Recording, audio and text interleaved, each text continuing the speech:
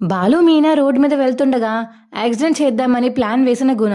అసలు గుణ ఏం చేయబోతున్నాడు తెలుసుకోవాలనుకుంటే ఇప్పుడే మా ఛానల్ తప్పకుండా సబ్స్క్రైబ్ చేసుకుని మా వీడియోని ఒక లైక్ చేయండి. పక్కనే ఉన్న గంట సింబల్ మీద క్లిక్ చేసి నోటిఫికేషన్స్ ఆల్లో పెట్టుకోండి. అప్పుడే మేము చేసే వీడియోలు మీకు రోజు వస్తాయి. ఇక బాలు అయితే ట్రిప్ కోసమని బయటికి వెళ్తే ఆ ట్రిప్లో ఇక కస్టమర్ కోసం వెయిట్ చేస్తూ ఉంటాడు బాలు. అప్పుడే పక్కన ఇక గుణ, శివ వాళ్ళ మనుషులందరూ ఒకరిని బెదిరించడం చూస్తాడు బాలు. వీడికి ఎన్నిసార్లు చెప్పినా బుద్ధొచ్చేలా కనిపించట్లేదు. ఏంటో వీడి కోసం నేను మీనాతో గొడవ పడాల్సి వస్తుంది. వీడికి ఎన్నిసార్లు చెప్పినా బుద్ధి రాదా? చదువుకోరా అంటే డబ్బులు తీసుకున్న వాళ్ళ దగ్గర డబ్బుల కోసం పీడిస్తూ వీడిని కూడా తీసుకువెళ్తున్నాడు ఆ గుణగాడు శివాని. ఏం చేయాలో అర్థం కావట్లేదు నాకు. వాడు అసలు చిన్న పిల్లోడు, వాడిని ఎలా మార్చేసాడో వీడికి ఎప్పుడు బుద్ధి వస్తుందో ఏంటో అని చెప్పేసి ఇక బాలు అయితే మనసులో అనుకుని ఇక ట్రిప్కి అయితే వెళ్ళిపోతాడు. గుణ, చాలు గుణ, నేను కూడా ఇంకా కాలేజ్కి వెళ్తాను. అసలు ఈ వారం నుంచి కాలేజ్కే వెళ్ళలేదు, ఇక వెళ్తాను అని శివ అంటుంటే, అరే శివ, కాలేజ్కి వెళ్ళి ఏం చేస్తావు? నాతో ఉంటే వీడి దగ్గర ఉన్న డబ్బులు వసూలు చేసి అందులో సగం నీకు ఇస్తాను కదా. ఎందుకు కాలేజ్కి వెళ్ళి ఏం సంపాదిస్తావు చెప్పు? ఏదో మహా అయితే పొద్దున్న 9ంటికి వెళ్ళి సాయంత్రం 5ంటికి 6ంటికి వచ్చే జాబ్ తెచ్చుకుంటావు. వాడెంత ఇస్తాడు? మహా అయితే 30,000 40,000 ఇస్తాడు. చెప్పు, నా దగ్గర ఉంటే ఒక్క రోజులోనే నీకు సగం సగం అమౌంట్ ఇస్తాను కదా నేను అని గుణ అంటుంటే, సరే గుణ, ఇక్కడే ఉంటాను, కాలేజ్కి వెళ్ళనులే అని చెప్పేసి ఇక శివ అంటాడు. ఇక బాలు అయితే ట్రిప్స్ వేసేసి ఇంటికి అయితే వెళ్తాడు. కోపంగా ఉండడం చూసిన బాలుని చూసిన మీనా అయితే, ఏమైందండి, ఎందుకంత కోపంగా ఉన్నారు, మళ్ళీ ఏమైంది, ఏమైనా గొడవ అయిందా అని చెప్పి మీనా అడుగుతుంటే, ఏం లేదులే మీనా, పద నాకు అన్నం వడ్డించి తింటాను అని ఇక బాలు అయితే వెళ్ళి డైనింగ్ టేబుల్ దగ్గర కూర్చుంటాడు. ఏమైంది ఈయనకి ఇంత కోపంగా ఉన్నారు? ఏదో జరిగే ఉంటుంది కానీ నా దగ్గర చెప్పట్లేదు ఈయన ఏంటి అని చెప్పేసి ఇక మనసులో అయితే అనుకుంటూ ఉంటుంది మీనా. బాలుకి అయితే అన్నం పెట్టేస్తుంది. బాలు తింటూ ఉంటాడు. అబ్బాయి ఏమైంది చెప్పండి అని ఇక మీనా అడుగుతుంటే, ఏం చెప్పను మీనా, మీ తమ్ముడి గురించి నా బాధ అంతా అని చెప్పేసి బాలు అంటుంటే, మా తమ్ముడి గురించి మీకేంటండి బాధ అని మీనా అడుగుతుంది. మీ తమ్ముడి గురించి నాకపోతే ఇంకెవరికి ఉంటుంది చెప్పు, నాకు కాకపోతే బాధ. వాడు ఎంతలా చెడిపోతున్నాడు కల్లారా చూసాక కూడా. ఇక నన్ను ఏం చేయమంటావు చెప్పు అని బాలు అడుగుతుంటే, మళ్ళీ ఏం చేశాడండి వాడు? ఇంకేముంది, ఇందాక నేను ట్రిప్కి వెళ్ళాను కదా, కస్టమర్ కోసం కార్లో అలా వెయిట్ చేస్తుంటే వాడు గున్నగాడు ఒక మనిషిని అయితే డబ్బులు ఇమ్మని బెదిరిస్తున్నారు. నాకు అల్లారా చూసి ఇంకేం చేయాలో తెలియక చిరాకు వచ్చేసి మధ్యలోకి వెళ్లకుండా ఇంకా ట్రిప్కి వెళ్ళి ఇంటికి వచ్చేసాను మీనా అని బాలు అంటుంటే, ఏంటండి వీడిలా తయారయ్యాడు అని శివాన్ అంటుంటే మీనా, ఏమో నాకేం తెలుసు, నువ్వు సుమతి బాగానే ఉన్నారు, మీ అమ్మ బాగానే పెంచింది, వాడు మాత్రమే తగలడ్డాడంటే అది వాడి బుద్ధు, వాడు చూస్ చేసుకున్నాడు ఆ రూట్లో వెళ్ళాలని. వాడిని ఇంకా వాడికి వాడే జ్ఞానోదయం కలిగి వాడు అక్కడ మానేయాలి తప్ప ఇంకా వేరే ఆప్షన్ లేదు మీనా అని బాలు అంటుంటే, అలా ఎలా జ్ఞానోదయం వస్తుందండి వాడికి? వాడేమో డబ్బుల కోసం ఆశపడి వెళ్తున్నాడు వాళ్ళ వెనకాతలే, వాడు డబ్బులు ఇస్తూ ఉంటే వీడికి జ్ఞానోదయం ఎక్కడి నుంచి వస్తుంది అంటున్నారు చెప్పండి అని ఇక మీనా అంటుంటే, వస్తుందిలే మీనా, ఎప్పుడోకప్పుడు ఆ గున్నాగాడు చేసిన నేరాన్ని శివ మీద గెంటేస్తాడు, అప్పుడు శివగాడిని పోలీసులు తీసుకెళ్తారు చూడు, అప్పుడు వస్తుంది వాడికి బుద్ధి అని చెప్పేసి ఇక బాలు అంటుంటే, ఏమండి అలా మాట్లాడకండి, ఎంతైనా వాడు నా తమ్ముడు కదా, అలా పోలీసులు తీసుకెళ్తే నాకు ఏదోలా ఉంటుందండి అని చెప్పేసి మీనా అంటుంటే, అందుకే చెప్తున్నాను మీనా, అలా ఇంకో సిచ్యువేషన్ వచ్చే లోపల మనం వాడిని కాపాడాలి, వాడి దగ్గర నుంచి పనులు మాన్పించేయాలి. ఈ లోపల మనం మాన్పించకపోతే వాడు నిజంగా నేను అన్నంత పనే చేస్తాడు. ఖచ్చితంగా వాడు ఏదో నేరం చేసేసి శివ మీద గెంటేస్తాడు. డబ్బులు ఇస్తానరా అంటే మీ తమ్ముడు నిజంగానే జైలుకి కూడా వెళ్ళిపోతాడు, చూసుకో మరి అని చెప్పేసి ఇక బాలు అంటుంటే, సరేనండి నేను చూసుకుంటాను అని మీనా అంటుంది. చెప్తే వాడికి ఫోన్ చేసి అది చెప్పు, ఇంకా మేకపోతే వదిలే, సరేనా, లాక్కు, అర్థమవుతుందా అని చెప్పేసి ఇక బాలు చెప్పేసి అక్కడి నుంచి వెళ్ళిపోతాడు. వీడికి ఫోన్లో చెప్పడం కాదు, డైరెక్ట్గా ఇంటికి వెళ్ళి చెప్పాలి అని చెప్పేసి ఇక మీనా అయితే వాళ్ళ ఇంటికి బయలుదేరుతుంది. ఇక ప్రభావతి అయితే మీనా కోసం వెతుకుతూ ఉంటుంది. ఏది అన్నం పెట్టుకుంటే ఎక్కడికి పోయింది, ఇంట్లో కనబడట్లేదు.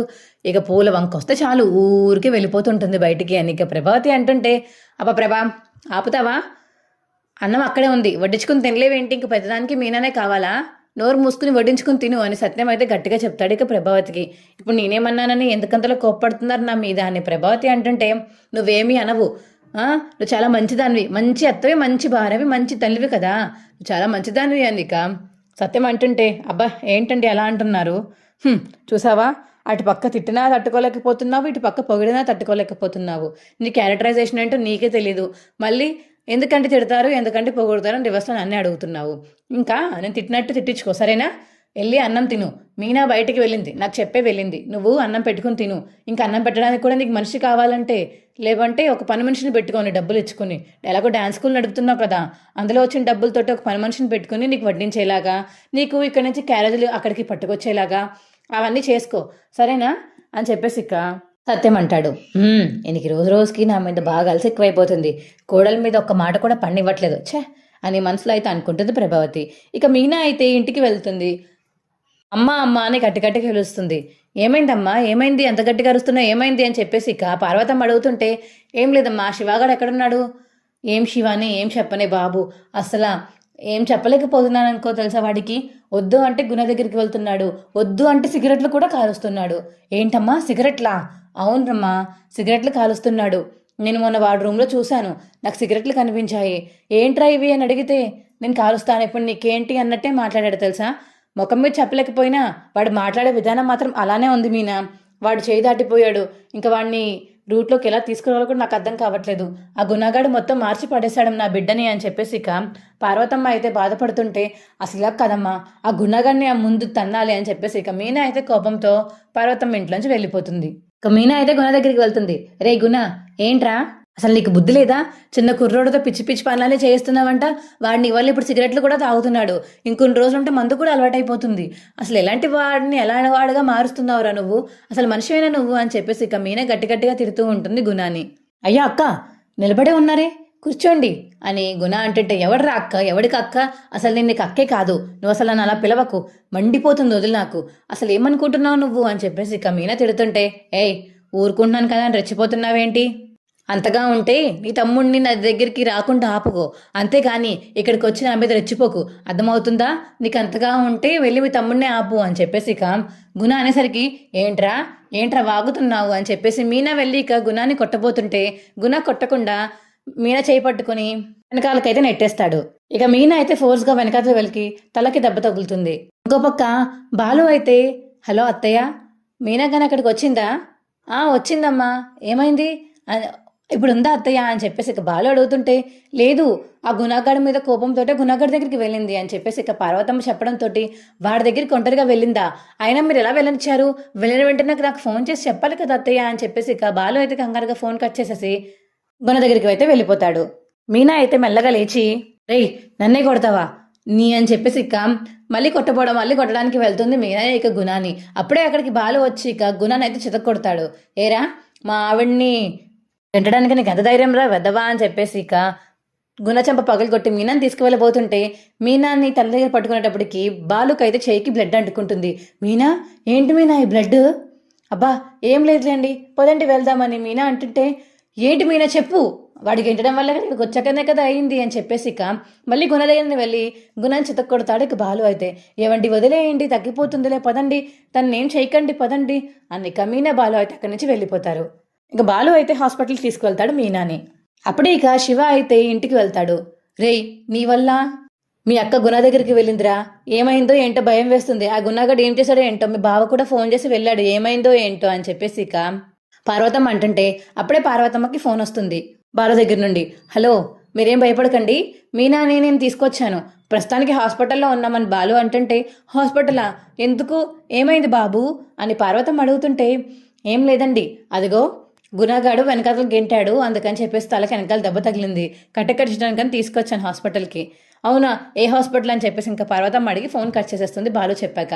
రే చూసావా, ఇదంతా నీ వల్లే, మీ అక్కకి తలకి గాయం చేసిన వెదవతోటి నువ్వు తిరుగుతున్నావు, వాడంత దరిద్ర పెదవో చెప్పినా కూడా నువ్వు వాడుతూనే తిరిగితే ఇంక నేనేమనాలరా నేను అని చెప్పేసి ఇక పార్వతమ్మ అయితే తిట్టేసి హాస్పిటల్కి అయితే బయలుదేరుతుంది. ఏంటి, గుణ ఇలా చేశాడా, ఖచ్చితంగా ఇలా చేసుండడు అని ఇక గుణ దగ్గరికి అయితే వెళ్తాడు శివ.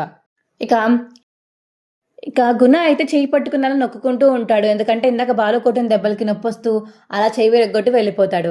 ఇక గుణ అయితే చేతిని అలా మసాజ్ చేసుకుంటూ ఉంటాడు. అప్పుడే ఇక శివ వస్తాడు. ఏంటి గుణ, ఏమైంది, అసలు ఏమైంది, చేతికి ఏమైంది అని చెప్పేసి ఇక శివ అడుగుతుంటే, ఏముంది, మీ అక్క మాట్లాడడానికి వచ్చింది, మీ బావ ఏమో నన్ను చెయ్యి రగ్గొట్టి వెళ్ళిపోయాడు, ఒకసారి నీకు రగ్గొట్టాడు, ఇప్పుడు నాకే రగ్గొట్టాడు, అసలు వాడి మీద ఫుల్గా రివెంజ్ తీర్చుకోవాలి అని ఇక గుణ అంటుంటే, నోరు మూయి గుణ, నువ్వు మా అక్క మీద చేసావు కాబట్టి మా బావ నీ మీద రియాక్ట్ అయి ఉంటాడు, లేకపోతే మా బావ నేను ఎందుకు కొడతాడు, ఊరికే అబద్ధాలు ఆడుకు, ఇన్ని రోజులు నేను నమ్మి వచ్చాను, కానీ ఇంతలా మోసం చేస్తావు అనుకోలేదు, మా అక్కనే కొట్టి మళ్ళీ నాకే కహానీలు చెప్తున్నావా, ఈ వాటి నుంచి నేను ఇంకా మీ దగ్గరికి రాను అని చెప్పేసి ఇక శివ అయితే అక్కడి నుంచి వెళ్ళిపోతాడు. ఇప్పుడే ఇక హాస్పిటల్కి మీనా వాళ్ళ అమ్మాయితో వెళ్తుంది. అమ్మ, నువ్వెందుకు వచ్చావమ్మా, మరి ఏంటి, వెళ్ళొద్దు అంటే వాడి దగ్గరికి ఊరుకుంటే వెళ్ళిపోయావు, ఇప్పుడు చూడు ఎంత పెద్ద ప్రమాదం వచ్చిందో. అమ్మా పర్లేదమ్మా అని చెప్పేసి ఇక మీనా ఇంకా పార్వతం ఆడుకుంటుంటే అప్పుడే అక్కడికి శివ అయితే వస్తాడు. అక్క అక్క అని చెప్పేసి వెళ్ళి మీనని అయితే హాక్ చేసుకుంటాడు. నాకు క్షమించక్క, నేను అసలు ఇప్పటిదాకా అనుకోలేదు వాడిలో అంత దుర్మార్గుడని. నేను ఇప్పటిదాకా అనుకోలేదు, తెలియక వాడితో సహవాసం చేశానక్క. మన ఇంటి వాళ్ళని ఇలా హింసిస్తాడని అనుకోలేదు. సారీ అక్క, ఇంక రేపటి నుంచి వాడి దగ్గరికి వెళ్ళనక్క అని చెప్పేసి ఇక శివ అంటుంటే, రేయ్ నాకు దెబ్బ తగిలిన దానికన్నా నువ్వు చెప్పిన మాటలకి నాకు చాలా ఆనందంగా ఉందిరా, ఇంక వాడి దగ్గరికి వెళ్ళకు సరేనా అని చెప్పేసి ఇక మీనా అయితే అంటుంది శివతోటి. అదే రా నీదో నేను కోరుకున్నాను, ఈ మార్పు కోసమే ఇన్ని రోజుల నుంచి నేను తిడుతున్నాను, నేను చెయ్యి విరగొట్టాను, ఇప్పుడు నువ్వు మారా కాబట్టి నాకు అదే చాలు అని చెప్పేసి బాలు కూడా అంటాడు శివతోటి. సారీ బావా, నన్ను క్షమించు, ఇన్ని రోజులు నువ్వు చెప్తున్నాను, నేను నిన్న మాటల్ని పట్టించుకోకుండా వాడ వెనకట్లే తిరిగాను, నన్ను క్షమించు బావా అనిక శివ అయితే బాను క్షమాపణ అడుగుతాడు. పర్లేదులే శివ, ఏం పర్లేదు, ఇవన్నీ కామన్ వెళ్ళే మన దగ్గర అని చెప్పేసి ఇక బాలు అంటాడు. శివ బాలు ఇద్దరు హక్ చేసుకుంటారు. శివ మానందుకు ఇంట్లో వాళ్ళందరూ హ్యాపీగా ఉంటే గుణ మాత్రం నన్నే కొట్టి ఇక్కడి నుంచి వాడిని తీసుకువెళ్ళిపోతారా, మేము మీ అంత చూస్తాను అని చెప్పేసి ఇక మనసులో అయితే కక్ష కుళ్ళు పెంచుకుంటాడు గుణ. ఎలాగైనా ఆ శివ గుట్టు బయట పెట్టాలని చెప్పేసి ఇక రోహిణికి అయితే ఫోన్ చేస్తాడు గుణ. హలో మేడం, ఒకసారి మా దగ్గరికి రాగలరా అని చెప్పేసి గుణ పిలుస్తుంటే, సరే వస్తానుండు అని చెప్పేసి ఇక రోహిణి అయితే గుణ దగ్గరికి వెళ్తుంది. చెప్పు గుణ, ఏంటి ఏంటి ప్రాబ్లం, చేతికి ఏమైంది, అలా కట్టుకున్నావు, ఏమైనా విరగొట్టారా అని చెప్పేసి ఇక రోహిణి అడుగుతుంటే, అవును మీవాడే విరగొట్టాడు. మావాడా? అదే మీ ఇంట్లో వాడు బాలు. ఓహో, వాళ్ళు మరిదే కాకుండా నీచే కూడా విరగొట్టాడా? బాలుకి ఏంటో ఫ్యాంటసీ, ఎట్లా విరగొట్టే ఫ్యాంటసీ అని రోహిణి అంటుంటే, ముందు ఇది కాదు విషయం, నేను ఒక విషయం చెప్తున్నాను, జాగ్రత్తగా వినండి. ఏంటది? అప్పుడు మీ అత్తయ్య గారి దగ్గర డబ్బులు దొబ్బేసింది ఎవరో కాదు, శివానే. ఏంటి, శివ దొబ్బేశాడా? అవును, శివయ్య దొంగతనం చేశాడు. ఆ వీడియో, దొంగతనం చేసిన వీడియో బాలు ఫోన్లో ఉంది. కానీ బాలు ఫోన్లోంచి బయటికి ఎలా తెప్పించాలో నాకు తెలియక నేనైతే వదిలేశాను. కానీ మీరు ఆ ఇంట్లోనే ఉంటారు కాబట్టి, వాళ్ళతో కలిసి ఉంటారు కాబట్టి బాలు ఫోన్ దొంగతనం చేసి ఆ వీడియోని మీ ఫోన్లోకి ఎక్కించేసుకోండి. అప్పుడు అది వైరల్ చేయడంతో ఇంకా శివగాడి పని అయిపోయినట్టే. అప్పుడు ఇంట్లో వాళ్ళందరూ బాధపడతారు కదా, మీనాతో సహా బాలు అందరూ బాధపడతారు. అప్పుడు మీ అత్తయ్య ఏ నిర్ణయం తీసుకుంటుందో ఆ నిర్ణయమే తీసుకుంటుంది. అందుకని మీరు కొంచెం నాకు ఈ సాయం చేసి పెట్టాలి అనిక గున్న చెప్తుంటే రోహిణికి, అబ్బా నీకు నేను సాయం కాదు, నాకే నువ్వు సాయం చేయడానికి ముందుకు వచ్చినట్టుంది. ఈ దెబ్బతో మీనా బాలుని ఇంట్లోంచి బయటికి గెంటేస్తారు అత్తయ్య. అప్పుడు మేము కొంచెం హ్యాపీగా ఉండొచ్చు. ఆ బాలు గోల కూడా నాకు ఉండకుండా ఉంటుంది. థ్యాంక్ యూ గుణ అని చెప్పేసి ఇక రోహిణి అంటుంది. సరే, ఈ విషయం మాత్రం బయట ఎవరికి చెప్పకండి, ముందు ఆ వీడియో సంపాదించండి, ఆ వీడియో సంపాదించి దాన్ని బట్టి ఇంకా వైరల్ చేద్దాము అని ఇక గుణ రోహిణి అయితే మాట్లాడుకుంటారు. ఇంకా మీనా బాలు అయితే ఇంటికి వెళ్ళిపోతారు.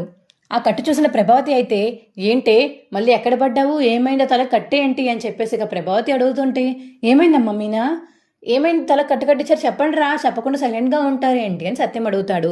అరే ఏం లేదు నాన్న, రోడ్డు మీద వెళ్తుంటే చిన్నగా పడింది, తలకి తగిలింది అంతే అని చెప్పేసి ఇక బాలు అంటుంటే, రేయ్ పడ్డం అంటే ఏమన్నా తక్కువ విషయమా, అయినా తిని మెల్లగానే వెళ్తుంది కదా, అంత గట్టిగా తలకెలా తగిలింది, చేత్తో ఆపుకోలేదా నువ్వు అని చెప్పేసి ఇక సత్యం అంటుంటే, అయ్యో మావయ్య సడన్గా ఎవరు ఎదురు అడ్డుగా వచ్చారు, ఇంకా బ్రేక్స్ పని చేయక అలా పడిపోయిన కింద అని చెప్పేసి మీనా ఇంకా బాలు ఏదో కహాని అయితే చెప్తారు.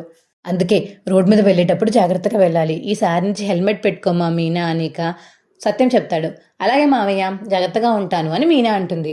అందుకే చెప్పాను, రోడ్ల మీద నీ ఇష్టం వచ్చినట్టు పూలు అమ్ముకోవడానికి ఏ టైంలో పడితే ఆ టైంలో బండేసుకుని వెళ్ళిపోతావు, వద్దు వద్దు అంటే మాట వినవు, ఇంట్లో ఉండి చక్కగా ఇంట్లో పనులు చేసుకోవచ్చు కదా, నీకెందుకు ఆ పూల పని అని చెప్పేసి ఇక ప్రభావతి అంటుంటే, ఇప్పుడు నీకేం అడ్డొచ్చింది, ఇంట్లో పని నువ్వు చేసుకోవచ్చు కదా, పూల పని మీనా చేసుకుంటుంది, ఇంట్లో పని చేయాలని కంగారుతోనే ఫాస్ట్గా రావడం చేసింది పాపం తను, అందుకనే ఇలా పడింది.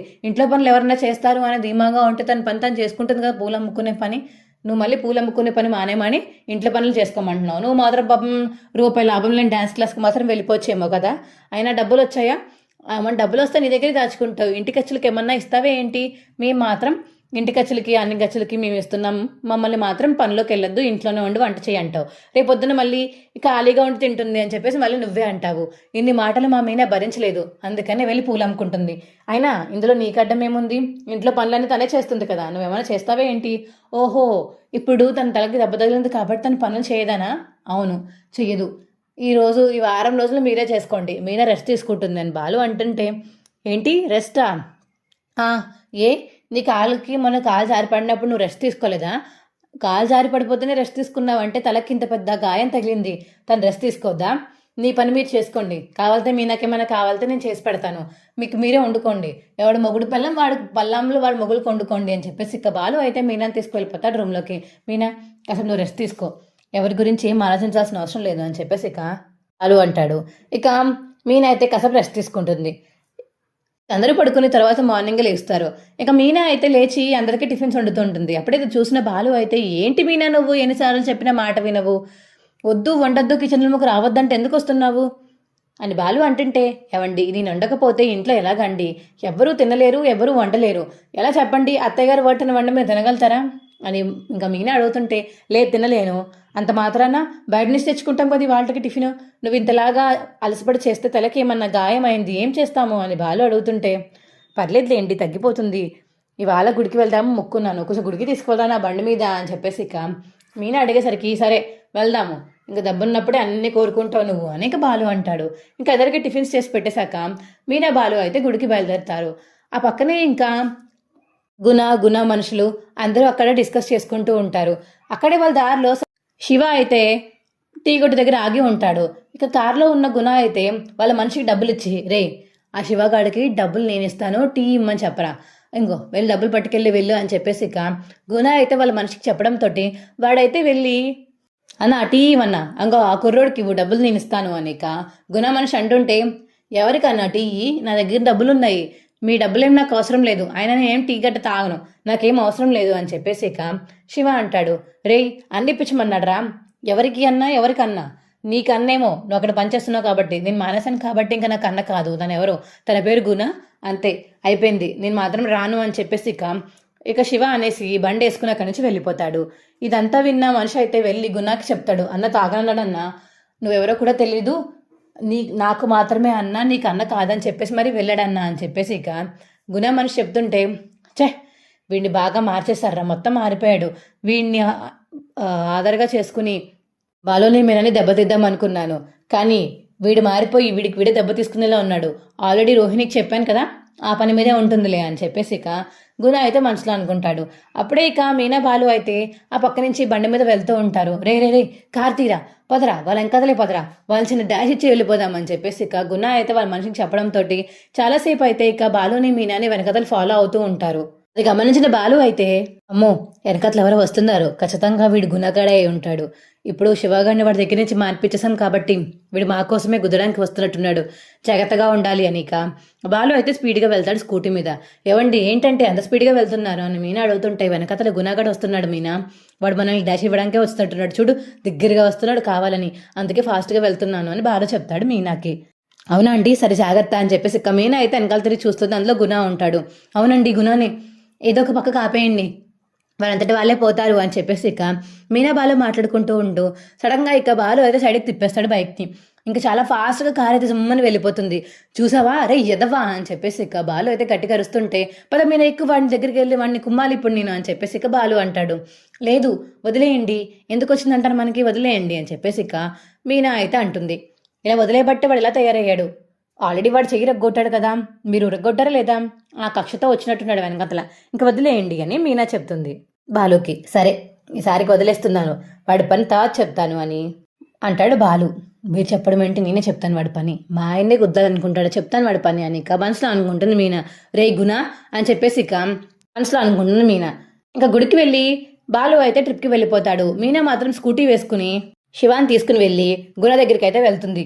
ఏంటి ఒకసారి మళ్ళీ దెబ్బ తగిలింది, మళ్ళీ బుద్ధి రాలేదా అని చెప్పేసి ఇక గుణ అడుగుతుంటే, అందుకేరా మా తమ్ముడిని తీసుకొచ్చాను, నువ్వు ఇంకోసారి ఇలాంటి పనులు చేసావంటే, మమ్మల్ని కారుతో గుద్దే పనులు చేసావంటే మాత్రం ఖచ్చితంగా నీ మీద పోలీస్ కంప్లైంట్ ఇచ్చి జైల్లోంచి బయటికి రాకుండా చేస్తాను, ఆల్రెడీ సిగ్గు లేకుండా ఒక చెయ్యి కొట్టించుకున్నావు, అలాగే ఇంకో చెయ్యి కొట్టించుకోవాలని కోరుకోకు, అర్థమవుతుందా అని ఇక గుణ చెంప పగలు కొడుతుంది మీనా.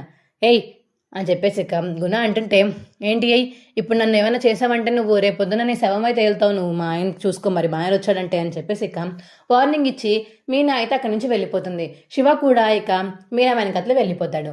మా వీడియో మీకు ఎలా అనిపించిందో కింద కామెంట్ సెక్షన్లో తెలియచేయండి. మా వీడియో కనుక నచ్చితే మా వీడియోని లైక్ చేసి తప్పకుండా ఛానల్ సబ్స్క్రైబ్ చేసుకోండి. పక్కనే ఉన్న గంట సింబల్ మీద క్లిక్ చేసి నోటిఫికేషన్స్ ఆల్లో పెట్టుకోండి. అప్పుడే మేము చేసే వీడియోలు మీకు రోజు వస్తాయి. ఇది ఖచ్చితంగా నెక్స్ట్ వీక్లో జరగబోతుంది, ఏ రోజు అనేది తెలియదు కానీ ఖచ్చితంగా జరుగుతుంది, కాబట్టి తప్పకుండా మా ఛానల్ సబ్స్క్రైబ్ చేసుకోండి. Bye friends.